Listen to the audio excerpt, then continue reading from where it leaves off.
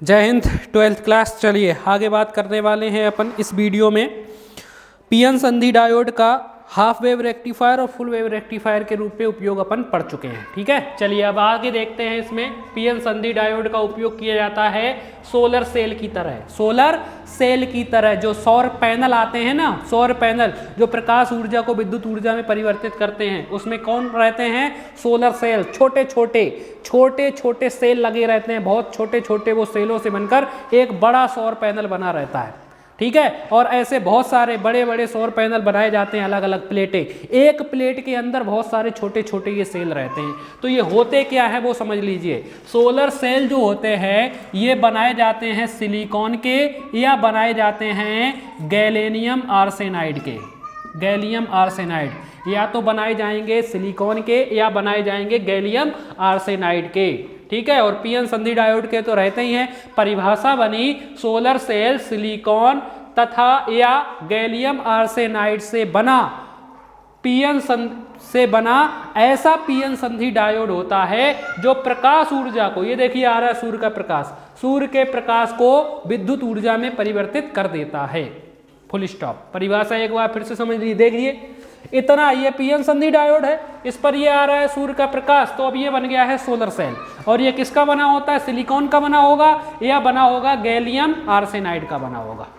ठीक है, तो यहीं से परिभाषा बनी। तो इसका काम क्या होता है? प्रकाश ऊर्जा को विद्युत ऊर्जा में परिवर्तित करना। सूर्य के प्रकाश को विद्युत ऊर्जा में परिवर्तित करने का काम करता है सोलर सेल।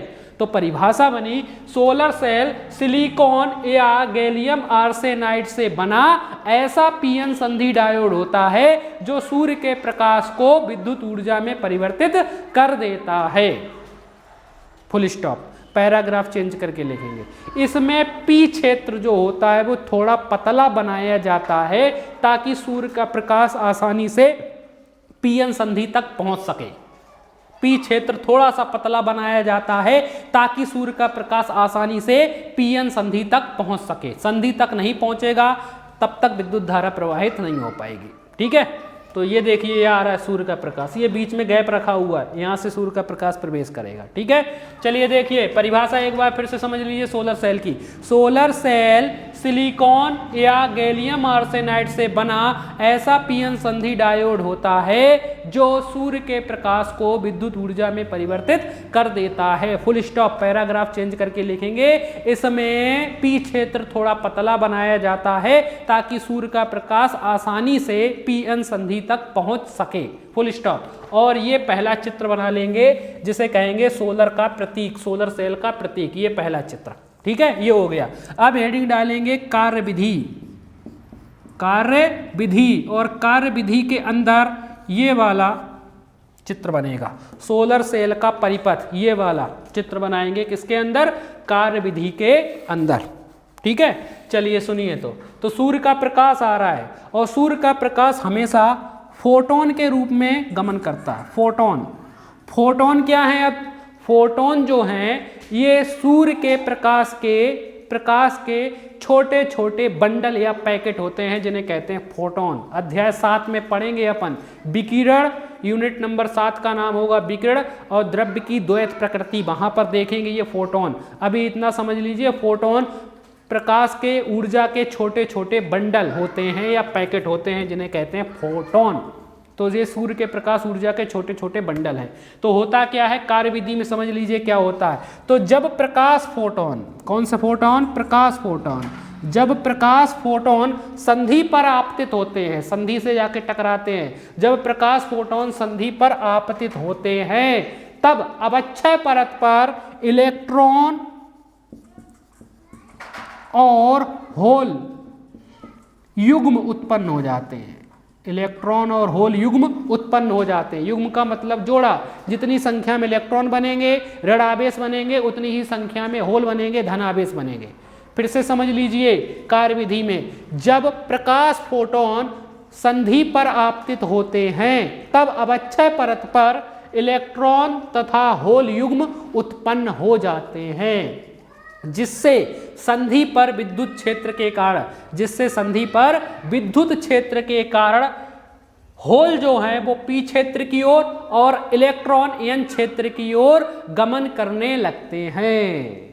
अब तो क्या होगा, जब होल पी क्षेत्र की ओर जाएंगे और इलेक्ट्रॉन एन क्षेत्र की ओर जाएंगे तो पी क्षेत्र में होलों की संख्या ज्यादा हो जाएगी, पी क्षेत्र में होलों की अधिकता हो जाती है और एन क्षेत्र में इलेक्ट्रॉनों की अधिकता हो जाती है, जिससे ये प्रकाश वाहक जो हैं, ये प्रकाश आवेश वाहक जो हैं, ये अधिक मात्रा में एकत्रित हो जाने के कारण, यानी होल यहाँ पर अधिक मात्रा में एकत्रित हो गए और यहाँ पर इलेक्ट्रॉन अधिक मात्रा में एकत्रित हो गए, इसके कारण पी क्षेत्र जो है वो धन ध्रुव की तरह कार्य करने लगता है या धन इलेक्ट्रोड की तरह कार्य करने लगता है और एन जो है वो ऋण इलेक्ट्रोड की तरह कार्य करने लगता है, जिससे दोनों इलेक्ट्रोडों के बीच में विभवांतर उत्पन्न हो जाता है और इस विभवांतर को कहा जाता है प्रकाश वोल्टेज। इस विभवांतर को कहा जाता है प्रकाश वोल्टेज। तो प्रकाश वोल्टेज विभवांतर आ गया। अब क्या किया जाए, अब यदि बाहरी परिपथ में यानी दोनों इलेक्ट्रोडों के बीच में, ये प्लस और माइनस दोनों इलेक्ट्रोडों के बीच में कोई बाहरी प्रतिरोध R जोड़ दिया जाए, कोई बल्ब वगैरह अपन जोड़ दें, ठीक है, वो जोड़ दें तो परिपथ में से विद्युत धारा प्रवाहित होने लगती है, जिसे प्रकाश विद्युत धारा कहा जाता है, जिसे प्रकाश विद्युत धारा कहा जाता है, क्योंकि प्रकाश से बनी है, ये प्रकाश विद्युत धारा कहा जाता है, सूर्य के प्रकाश से बनी हुई है। ठीक है, बस यही सब इसमें क्या करेंगे, अपन लिख देंगे कार्यविधि के अंदर। चलिए समझ लीजिए कार्यविधि के अंदर है क्या कार्यविधि। तो जब प्रकाश फोटोन संधि पर आपतित होते हैं तब अवक्षय परत पर इलेक्ट्रॉन और होल युग्म बन जाते हैं या निर्माण हो जाता है, होल युग्म का निर्माण हो जाता है या इलेक्ट्रॉन और होल युग्म उत्पन्न हो जाते हैं, जिससे संधि पर विद्युत क्षेत्र के कारण होल जो है वो पी क्षेत्र की ओर गमन करने लगते हैं और इलेक्ट्रॉन एन क्षेत्र की ओर गमन करने लगते हैं, जिससे पी क्षेत्र में होलों की अधिकता हो जाती है और एन क्षेत्र में इलेक्ट्रॉनों की अधिकता हो जाती है। तब पी क्षेत्र, जिसके कारण पी क्षेत्र धन इलेक्ट्रोड की भांति और एन क्षेत्र ऋण इलेक्ट्रोड की भांति कार्य करने लगता है, जिसके कारण दोनों इलेक्ट्रोडों के बीच विभवांतर उत्पन्न हो जाता है, जिसे प्रकाश वोल्टेज कहा जाता है, जिसे प्रकाश वोल्टेज कहा जाता है। अब यदि दोनों इलेक्ट्रोडों के बीच बाहरी परिपथ, बाहरी प्रतिरोध को जोड़ दिया जाए तो विद्युत धारा प्रवाहित होने लगती है, जिसे प्रकाश विद्युत धारा कहा जाता है, जिसे प्रकाश विद्युत धारा कहा जाता है। ठीक है, तो ये हो गई क्या, कार्यविधि। एक बार फिर से समझ लीजिए कार्यविधि को, कार्यविधि को एक बार फिर से समझ लीजिए। जब प्रकाश फोटोन संधि पर आपतित होता है तो अवक्षय परत पर इलेक्ट्रॉन और होल युग्म उत्पन्न हो जाते हैं, जिससे संधि पर विद्युत क्षेत्र के कारण होल पी क्षेत्र की ओर और इलेक्ट्रॉन एन क्षेत्र की ओर गमन करने लगते हैं, जिसके कारण पी क्षेत्र में होलों की अधिकता और एन क्षेत्र में इलेक्ट्रॉनों की अधिकता हो जाती है, तथा पी क्षेत्र धन इलेक्ट्रोड की तरह और एन क्षेत्र ऋण इलेक्ट्रोड की तरह कार्य करने लगता है, जिससे दोनों इलेक्ट्रोडों के बीच में विभवांतर उत्पन्न हो जाता है, जिसे प्रकाश वोल्टेज कहा जाता है। अब यदि दोनों इलेक्ट्रोडों के बीच में बाहरी प्रतिरोध R जोड़ दिया जाए तब परिपथ में विद्युत धारा प्रवाहित होने लगती है, जिसे प्रकाश विद्युत धारा कहा जाता है। अर्थात प्रकाश ऊर्जा किसमें परिवर्तित हो गई, विद्युत ऊर्जा में परिवर्तित हो गई, सोलर सेल हो गई कार्यविधि। तो यह कार्यविधि। अब हेडिंग डालेंगे अभिलाक्षणिक वक्र, हेडिंग डालेंगे अभिलाक्षणिक वक्र, ग्राफ बनाएंगे। अब देखिए इसमें अपन ने किसी बैटरी के द्वारा तो इसमें विद्युत धारा दी नहीं है, जैसे अग्रवनति और पश्चवनति में दे रहे थे, पी सिरे को ऋण सिरे या धन सिरे के साथ जोड़ रहे थे। इसमें क्या हो रहा है, सूर्य से ही आ रहा है ना, बाहरी स्रोत से आ रहा है कोई प्रकाश, तो एक्स अक्ष पर वोल्टेज भी और वाई अक्ष पर विद्युत धारा को लिया है। ठीक है, तो ये ग्राफ है और ये बनेगा चौथे चतुर्थांश में, ये पहला, ये दूसरा, ये तीसरा और ये चौथा चतुर्थांश होता है, क्योंकि इसमें ऊर्जा किसी बैटरी के द्वारा नहीं ली जाती है, वो सूर्य से प्राप्त होती है। ठीक है, तो ये विद्युत धारा ISC से कहाँ की ओर जा रही है, VOC की ओर जा रही है, या VOC से विद्युत धारा आ रही है ISC। VOC जो है ये खुले परिपथ का वोल्टेज है, ओपन सर्किट वोल्टेज। ठीक है, ISC जो है ये लघु पथित धारा है, शॉर्ट सर्किट करंट है। ठीक है, तो ये हो गया VOC खुले परिपथ का विभव और ISC है लघु पथित धारा। तो ये हो गया हमारा solar cell complete, solar cell complete. आप इसे एक दो बार और पढ़ के देखिए अच्छी तरीके से सोलर सेल के बारे में। ठीक है, चलिए आगे बढ़ते हैं अब अपन। सोलर सेल हो गया कंप्लीट। आगे बढ़ते हैं अब बात करेंगे अपन ट्रांजिस्टर की कि ट्रांजिस्टर क्या होते हैं।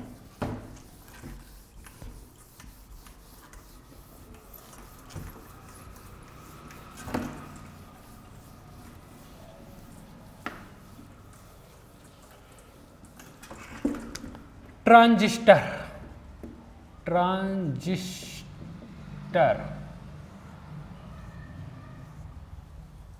ट्रांजिस्टर ट्रांजिस्टर की बात कर ले। ट्रांजिस्टर क्या होता है? ये भी पी प्रकार के अर्धचालक और एन प्रकार के अर्धचालकों से मिलकर बना होता है। ट्रांजिस्टर एक ऐसी इलेक्ट्रॉनिक युक्ति है जो पी प्रकार और एन प्रकार के अर्धचालकों से मिलकर बनी होती है और ट्रायोड वाल्व की तरह कार्य करती है। ट्रायोड वाल्व मतलब इसमें 3 सिरे होते हैं, 3 सिरे होते हैं। जैसे एक मेन टंकी से पानी आ रहा है, मान लो ये मेन टंकी है हमारी, ऊपर कहीं से पानी आ रहा है, ये पाइपलाइन बिछी हुई है। अब यहाँ पर क्या करते हैं, इसके ऊपर लगा देते हैं बाल। क्या लगा देते हैं? बाल। जब बाल को खोलेंगे तो या तो इधर पानी जाएगा या इधर, मतलब किसी एक दिशा में जाएगा पानी, या फिर आगे और पानी जा सकता है। कहाँ जा सकता है? आगे और पानी जा सकता है। इसमें कितने सिरे होते हैं? 3 सिरे होते हैं। इस तरीके से दिखाई देता है ये। तो ट्रांजिस्टर जो है ये पी प्रकार के अर्धचालक और एन प्रकार के अर्धचालकों से बनी एक ऐसी इलेक्ट्रॉनिक युक्ति है जो ट्रायोड वाल्व की तरह कार्य करती है। किसकी तरह? ट्रायोड वाल्व की तरह कार्य करती है। जैसे अभी पानी की टंकी का एग्जांपल लिया, पाइपलाइन का एग्जांपल किया, वाल्व। फिर से समझ लीजिए, ट्रांजिस्टर पी प्रकार के अर्धचालक और एन प्रकार के अर्धचालक से बनी ऐसी युक्ति होती है जो ट्रायोड वाल्व की तरह कार्य करती है। ठीक है। इसमें अर्धचालकों की 3 परतें होती हैं। बीच की जो परत होती है वो थोड़ी पतली बनाई जाती है और बाहरी जो 2 परतें होती हैं वो थोड़ी सी मोटी बनाई जाती है। ट्रांजिस्टर जो है वो 2 प्रकार के होते हैं। ट्रांजिस्टर 2 प्रकार के होते हैं। पहले कहलाते हैं पीएनपी ट्रांजिस्टर। पहले कहलाते हैं पीएनपी ट्रांजिस्टर। तो देखिए जैसा नाम है वैसे ही अर्धचालक होंगे। पीएनपी 2 पी प्रकार के अर्धचालक और एक एन प्रकार के अर्धचालक से बना है। ये देखिए कुछ इस तरीके से 2 पी प्रकार के अर्धचालक ले लीजिए, ये इधर P और इधर P, बीच में क्या होगा? N प्रकार के अर्धचालक। देखिए बाहरी वाली परतें थोड़ी मोटी बनाई हैं, बीच वाली परत थोड़ी पतली रहती है। इसमें ये P प्रकार के अर्धचालक और N प्रकार के अर्धचालक। इसमें 3 सिरे होते हैं। कितने? 3 सिरे। ट्रायोड वाल्व की तरह कार्य करेगा। ये 3 सिरे होते हैं, E B C। E मतलब इमीटर, हिंदी में कहते हैं उत्सर्जक। क्या कहते हैं? उत्सर्जक। इंग्लिश में इमीटर कहलाता है। ठीक है। बी बेस यानी आधार, हिंदी में कहलाता है आधार, इंग्लिश में कहते हैं बेस। सी संग्राहक, संग्राहक। कलेक्टर, क्या कहलाता है? कलेक्टर, कलेक्ट करता है जो। तो पीएनपी ट्रांजिस्टर पहला प्रकार है पीएनपी ट्रांजिस्टर। इसमें लिखेंगे यह ट्रांजिस्टर 2 पी प्रकार के अर्धचालक और एक एन प्रकार के अर्धचालक से मिलकर बना होता है। इसमें एन प्रकार के अर्धचालक को बीच में और पी प्रकार के अर्धचालकों को बाहर रखकर बनाया जाता है। या लिखेंगे कि यह 2 पी प्रकार के अर्धचालकों के बीच एक एन प्रकार के अर्धचालक की पतली परत को व्यवस्थित करके बनाया जाता है। फिर से समझ लीजिए, पीएनपी ट्रांजिस्टर, पीएनपी ट्रांजिस्टर यह है 2 पी प्रकार के अर्धचालक और एक एन प्रकार के अर्धचालक से मिलकर बना होता है। जब 2 पी प्रकार के अर्धचालकों के बीच एक एन प्रकार के अर्धचालक की पतली परत व्यवस्थित कर दी जाती है तो इस प्रकार प्राप्त ट्रांजिस्टर को पीएनपी ट्रांजिस्टर कहा जाता है। और ये चित्र बना देंगे इसका, पीएनपी ट्रांजिस्टर का। ठीक है। अब इसका एक संकेत वाला भी चित्र होता है, वो देखिए इधर बना देते हैं। पीएनपी ट्रांजिस्टर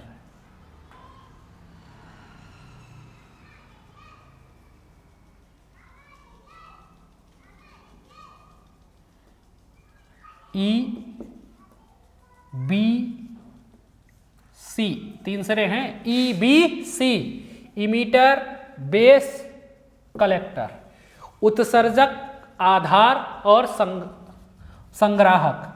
विद्युत धारा जाती है ई से बी की ओर। ये है हमारा कौन सा ट्रांजिस्टर, पीएनपी ट्रांजिस्टर। कौन सा ट्रांजिस्टर, पीएनपी ट्रांजिस्टर। ठीक है, ये हो गया पहला ट्रांजिस्टर पीएनपी। अब इसका उल्टा कर दें, दूसरा नाम एनपीएन ट्रांजिस्टर। तो जैसा नाम है वैसा ही होगा। ये 2 एन प्रकार के अर्धचालक और एक पी प्रकार के अर्धचालक से मिलकर बना होगा। 2 एन प्रकार के अर्धचालक और एक पी प्रकार के अर्धचालक से मिलकर बना होता है। जब 2 एन प्रकार के अर्धचालकों के बीच में एक पी प्रकार के अर्धचालक की पतली परत व्यवस्थित कर दी जाती है तो इस प्रकार प्राप्त ट्रांजिस्टर को एनपीएन ट्रांजिस्टर कहा जाता है। ठीक है, इसमें भी यही तीनों चीजें होती हैं, ईबीसी, इमीटर, बेस, कलेक्टर, उत्सर्जक, आधार, संग्राहक। ठीक है, ये और ये इसका संकेत है, ऐसे बनाएंगे। बस इसमें विद्युत धारा की दिशा बदल जाती है।